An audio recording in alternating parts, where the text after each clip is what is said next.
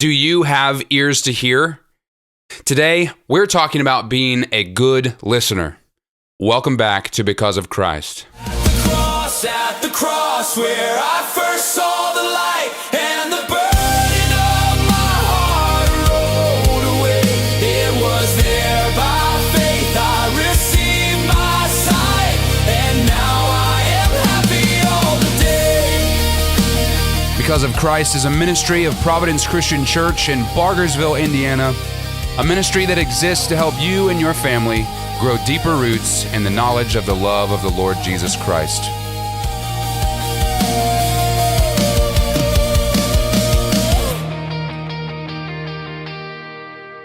Welcome back to Because of Christ. We've been discussing good communication the last few weeks, and today we take that conversation a little further. Before we dive into the subject for today, I just want to do a little housekeeping. Episode 20 is coming up really quick. This is episode 18. Episode 20 is coming up in just a couple of weeks, and I would like to do that episode with my wife. And we've been talking about, well, what do we talk about? What should we talk about? And so if you're listening and have some input, we'd love to hear your thoughts. What would you like to hear from us from? Do you have any questions that we might answer? If so, if you know me, reach out. You can send me an email, send me a text, write it. You might be able to comment on whatever platform you're listening on. I will check those things, and yeah, it should be fun. I can't wait to have her on and to do the first dual Because of Christ podcast with two people on. So I'm looking forward to that, and hope that you will give us some good stuff to talk about.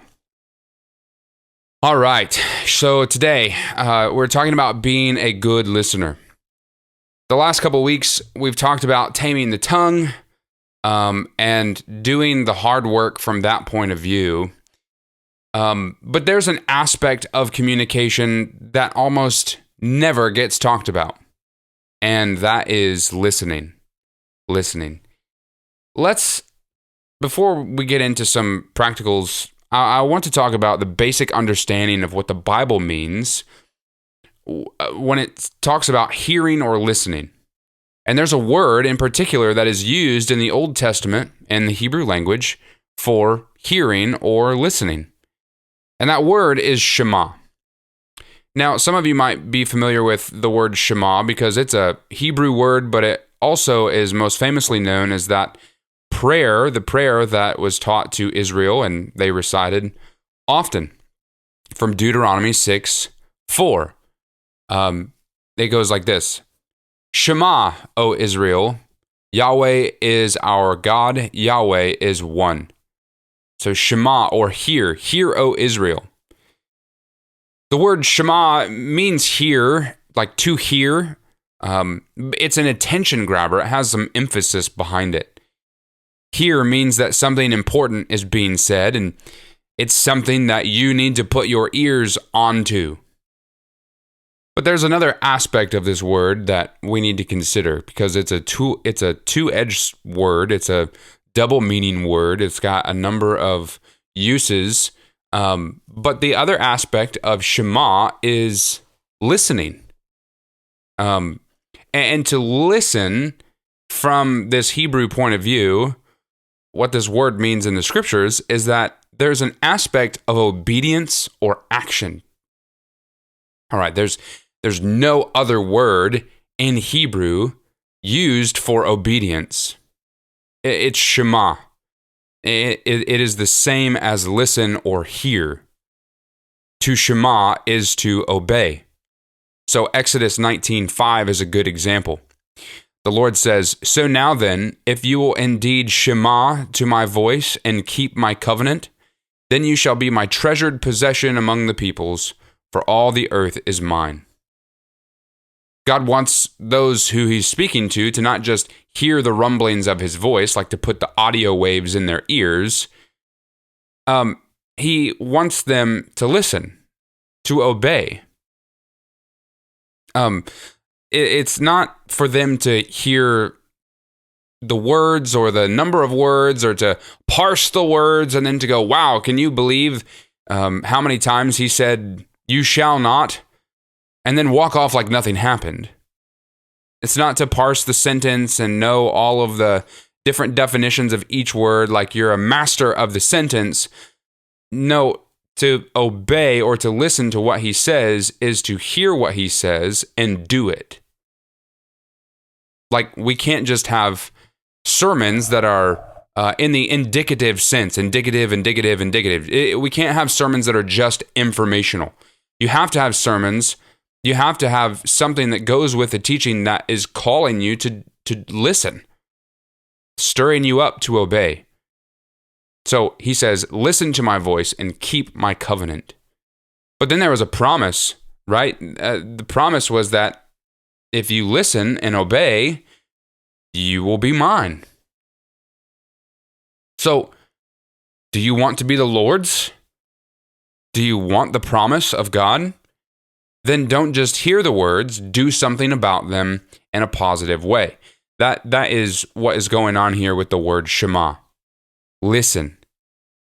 You see, listening is active. It means that you're hearing every word that is being said and are able to react or respond to it. Now, here's what I don't mean. I don't mean that every time your wife wants you to listen to her, that you need to do something about it. Like, you have to fix all of her problems, right? That's one of the classic, I just want you to listen to me. I don't want you to do anything about what I'm saying. I don't want you to fix my problems. You don't need to, I just want you to listen. She wants you to hear her. What she means is that you are looking her in the eyes, listening to what she has to say, and you're actively sharing in it with her. Right? You don't have to fix the problem that might be there. You don't have to offer, I'm going to go out and fix, slay the dragon for you in this instance. But you can respond with care, with compassion, and with sympathy. That's an action. Those are actions to listening. You're able to share in what she is saying. So listening actively means to, or listening has that sense of activity to it, that you are obeying or responding and to what is being said. Okay? You're doing something about what is being said, not just letting it affect your ear holes. But listening can bring about a blessing or a curse depending on what you're listening to. Right? Shema is the word that's used in Genesis 3:17 when it says, "Then to Adam he said," that is the Lord, "because you have listened to the voice of your wife and have eaten from the tree about which I commanded you, saying, you shall not eat from it, cursed is the ground because of you, in pain you will eat of it all the days of your life." Because he shema'd the voice of his wife. He listened to the voice and he did something about it. He followed through with what was being said, and it led to great pain. So listening can bring about a blessing or a curse. Listening, again, brought fear to Adam and Eve. They shema or heard the Lord walking in the garden, and what did they do? They ran and hid. They didn't just hear him and do nothing about it. They heard it, and they had action. They listened. So, we need to be careful about what we listen to, because if we're truly listening to something, we are able to act. We need to act in love and according to righteousness. Because as sinful creatures, we can respond to things being said by others and be led into sin.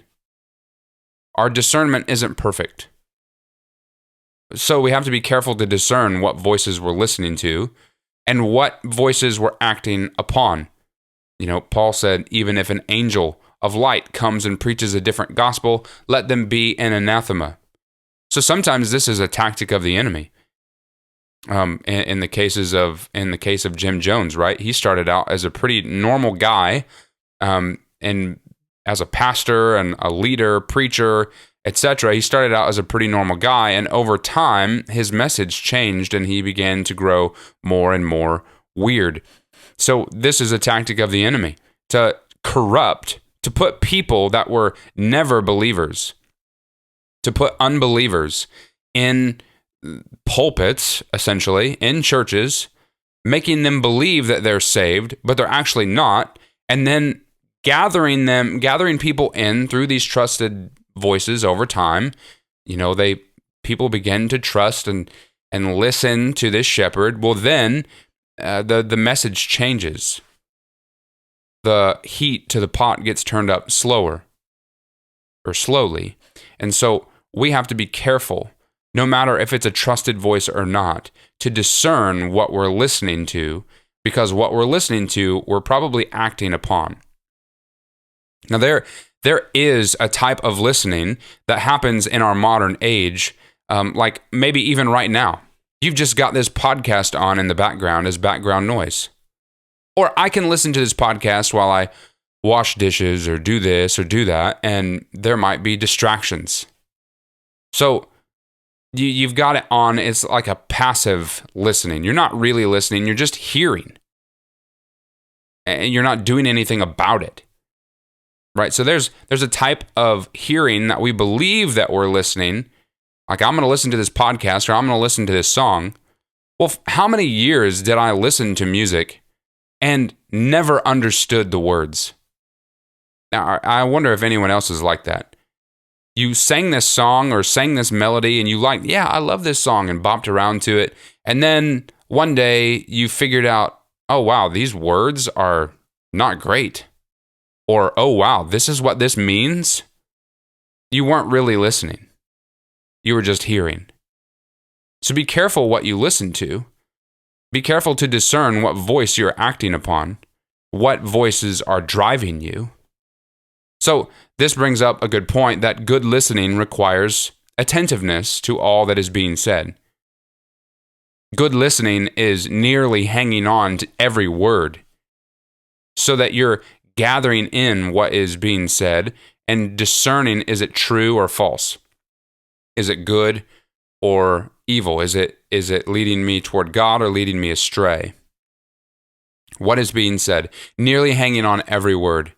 So good listening requires attentiveness, which listening, hearing, obeying, they all go together, and they all require being attentive. They all involve having ears to hear, right? Having ears to hear. So having ears that hear what is being said and are able to take in and process and act accordingly toward in righteousness and love. So you have understanding of a thing, right? You're seeking out understanding. Your attentiveness gives way to understanding. If you're not attentive, you can't have understanding. You can't make sure that you know what's being said if you're not attentive to to the words that are being used. Right? There's a funny example that R.C. Sproul shares in his marriage book that's titled "Discovering the Intimacy of Marriage." He tells about a time when he gave a lecture, and one person asked a question after it was over, and that one person who had a question asked about a particular word that R.C. used. And R.C. said that he could not remember using that word. Right? I heard you use this word. R.C. said, I can't remember using that word. And someone else in the room piped up and suggested that R.C. had used a completely different word. And out of nowhere, the group that was listening to the lecture was divided, and some were affirming that he'd used this word and some saying that he used the other word. And so to settle the dispute, the lecture was being recorded, and the tape of the lecture was played back. And to the surprise of everybody, the tape revealed that he had used neither word. He didn't use this word or that word that was suggested. And this brings up a really great proverb. Proverbs 18:13. He who responds with a word before he hears, it is folly and shame to him.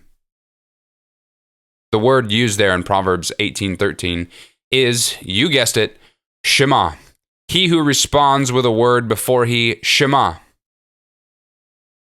So someone who responds before he listens with attentiveness and responds or obeys without fully understanding what's being said. Like if I ask the kids to go and grab my phone, but I wasn't done yet, they just head off in a direction that they think my phone is.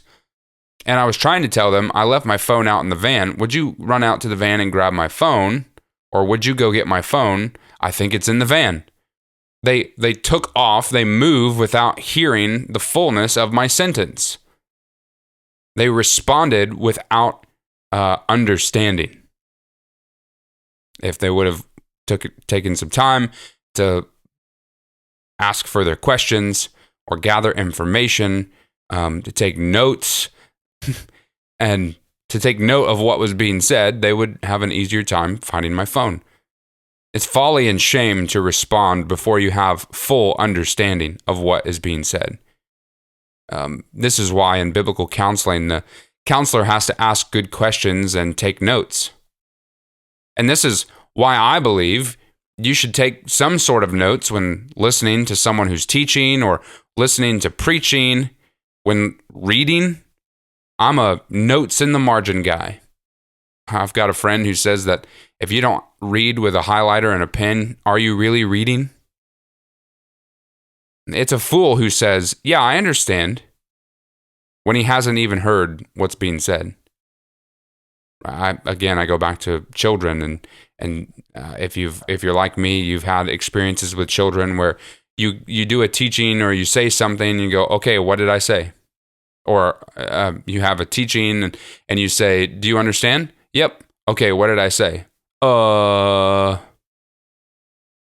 This is the kind of thing that I'm talking about. And it's not just children that do it, it's adults as well. It's folly for you to respond or to react, to obey, to have an action when you don't fully grasp what is being said. You have to listen with attentiveness, right? You have to nearly hang on every word. You have to have and seek understanding of what is being said. Attentiveness, understanding. And this also means that good listening involves letting the other person speak without interruption. This is one of my pet peeves. I don't know if it's because we live in such a fast-paced AI instantaneous world or what, but the talking over each other in a conversation has to be at an all-time high. Whether it's husband and wife or friends or acquaintances on the phone, you see it in debate on YouTube channels. You see it in your own house with your children. They are quick to speak. You are quick to speak. I don't know, are we being trained somehow to be faster to speak and like it's a good thing to talk over each other? Listen to James 1:19. He says, "Know this, my beloved brothers, but everyone must be quick to hear, slow to speak, and slow to anger." So James, as he's pouring forth wisdom, he says wisdom is being slow to speak. Slow to speak doesn't mean not to speak, but to wait and be patient, to allow the other person to speak and to hear what's being said, right? To be slow to speak, to be slow to respond. But it follows the principle of Proverbs 18:13. He who responds without a word before he hears, it's folly and shame to him. So don't respond without hearing all that needs to be said. Right? Good listening involves letting the other person speak without interruption, no talking over one another. But good listening also involves giving the one speaking your undivided attention. Okay, this is This is a habit that we're losing in our digital age. The phone goes off, the watch goes off, the ping of an email, a news alert, the TV is on. Oh my goodness. Do you eat dinner with your TV on? Like you as a family are sitting at the dinner table and the TV is on? Or do you have your phone at the table? How can you listen to one another in an undivided way if there are electronics begging for your attention? You can't. You can't. But that's one issue. This isn't just a digital age issue because it's a mental issue. It's a sin nature issue. It is a physical issue that we have to deal with. We have to conquer self-control, yes, in speaking, but also in listening, because you've definitely taken the bait before. You were thinking about what you were going to say before the other person was done speaking, right? Yeah. And so what happens when you do that? You tune them out because you're in your head thinking about what you're going to say rather than hearing all that they've had to say. You've made an assumption that you understand what they're saying. And so you start to work on your response. Now, you might have succeeded in being slow to speak, but in the midst of that, you faded into outlining your rebuttal or your own issue, your own thoughts, and you've tuned them out. I can tell you, it's truly hard to fight this and to overcome this, but it can be done. And if you want to show those around you, those that are closest to you, that you love them, listen to them. Give them your undivided attention. Listen to what they have to say. Be interested in what they are saying. That's a key, is to drive yourself into being interested in what they're saying. Sure, it might be about something, they might be talking to you about something that you know nothing about.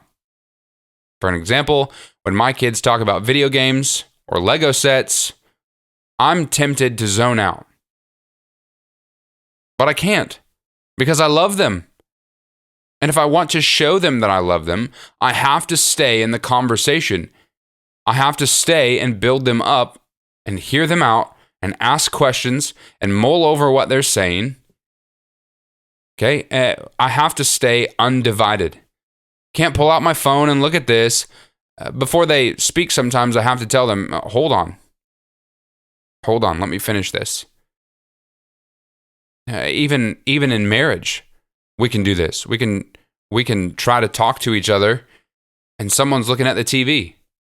Right? This was something we noticed early on in our date life, was when we went out on a date, we would look at or we would sit, and one of us might be sitting facing a screen, and we might be more tempted to look at that screen, whatever it was, sports or whatever it might be that was on, rather than paying attention to the person who's sitting right there next to us. This happens in so many ways. But good listening requires undivided attention. Here's my final point for today, and it's something we really need to drive home in this day and age. It's that good listening involves good interpretation. What we think someone means and what they do mean sometimes may be two different things. Right? Jesus was the best communicator. He was clear, he was concise, the children could understand, and he was integral. He wasn't hiding anything. Yet, people still misunderstood him and misquoted him. One example is found in Mark 8:15-16. It says, "And he was giving orders to them, saying, 'Watch out! Beware of the leaven of the Pharisees and the leaven of Herod.' And they began to discuss with one another the fact that they had no bread." Was he talking about bread? No, he was not talking about bread. And I'm sure there is a context there that they should have seen, but they misinterpreted what he said. They misunderstood. They did not understand what he was saying, but they began immediately to discuss with one another the fact they had no bread. Did they ask questions? No. Did they try to seek understanding? No. If we're listening well, when we come to something that we don't understand, or maybe something in a sermon or a hard conversation that doesn't make sense or doesn't make us feel the best, we don't just rush to conclusions. Right? Love requires that we be patient. And love requires that we believe the best first and foremost. We don't rush to a negative interpretation. 1 Corinthians 13:4, love is patient. It's kind. It is not jealous, does not brag, it's not puffed up. So it's patient and gentle, kind. 1 Corinthians 13:7, love bears all things, believes all things, hopes all things, endures all things. We ask questions, not make assumptions. But this is something, oh my goodness, we as modern day people, I don't know what it is. I don't know what has trained us to be like this, but we make assumptions of what people are saying. We take something that someone says and we just interpret it as, well, what they really meant was X, Y, and Z. Okay? There's an example that Wayne Mack gives that I think is a great illustration, but it's also true because I've seen it happen dozens of times. If a husband says to his wife, I want you to know I'm praying for you, she should not respond by saying, I wonder what he thinks is wrong with me now. He's never satisfied. He's always trying to change me. Rather, this is what love would require. 1 Corinthians 13:4 and 7. Rather, she should assume he must really be concerned about me. He knows about my trials and fears, and he wants God to strengthen me. That man really loves me. Or here's another example. If a wife says to her husband, I thought you would never come home. It would be wrong for him to jump to the conclusion and think, there she goes complaining again. I can't do anything right. She wants to run my life. Instead of running to those conclusions, unless he has proof to the contrary, he should assume, because this is what love would require, 1 Corinthians 13:4 and 7, patient, kind, believes, hopes all things. He should assume she means, I really missed you, and I love you so much I can hardly wait for you to return. So, to listen well, we might need to ask questions for clarification. We might need to repeat back to the other person what they said in hopes to really grasp what's been said. It may involve asking them to kindly state it in another way. Could you help me understand? But our tendency in our day and age in this generation is to read between the lines of what someone says. And we read a book or a blog or a tweet, or someone says something, and it says one thing, they say one thing, but we take it and say, this is what they mean. This is what they mean. I bet this is what they're getting at. And so we assume motives, and we take things personally. And we try to get in and nitpick every little word and every little intonation and every little everything, rather than just considering the facts. We're quick to respond with a hateful attitude. We're quick to speak. We should be slow to speak, slow to anger. But our tendency is to be quick to respond with a hateful attitude. And that hateful attitude makes that conversation all about me. That person hates me.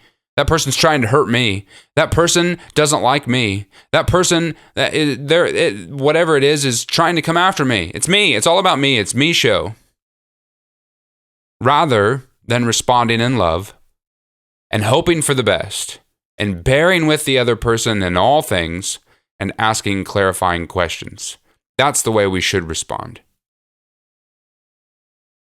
So, do you want good communication in marriage? The first step may not to be saying more words, but to make an emphasis, to make a point, to have the vision, to make the words that you do say matter, right? To carry more weight because you've listened deeply. You've been slow in your response. You've gathered the data. If you want good communication in marriage, look your spouse in the eyes and let them know that you really care about what they're saying.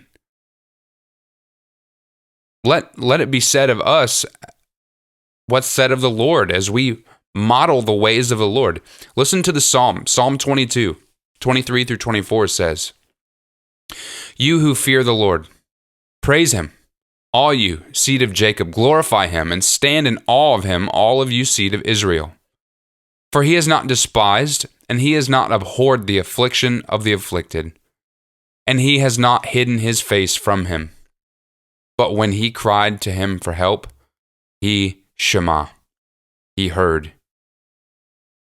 The Lord hears you, my friends. He listens to you intently, perfectly. He hears every word, and in a way that I can never and will never be able to explain. He is always listening. 7 billion people on the planet. He is always listening to each one of them. He's slow to anger, and he's abounding in steadfast love. To all of those words, those hateful words that are said, those crass words that are said, that assumption that shouldn't have been there. The Lord is slow to anger and abounds in steadfast love. So let us be too. As you work to develop your listening skill, bring your ears to the Lord and ask him to redeem them. Ask him to make your ears like his. Ask the Lord to help you listen with focus, to have ears to hear, to concentrate on what's being said and fight against the temptations to be distracted and to fight against the temptation to assume or already be forming your response before what the other person is saying is over. So chase down these skills, my friend. I plead with you. Chase these skills down. Become a good listener to your spouse, to your children, to news. As you read, as you listen to sermons, as you listen to podcasts, listen to what's actually being said. And consider, am I responding to something that's righteous? Am I listening to something that's good and responding in a righteous and loving way? Man, if we want to glorify God on the earth with our life and with our actions, we have to be good listeners. Don't do it to become a more successful or a better human, but I plead with you, chase the skill of becoming a better listener down and do it because of Christ. Next week, we will continue to look at this idea of communication, and I hope to add a little bit more to the conversation and help you glorify God in your communication with others.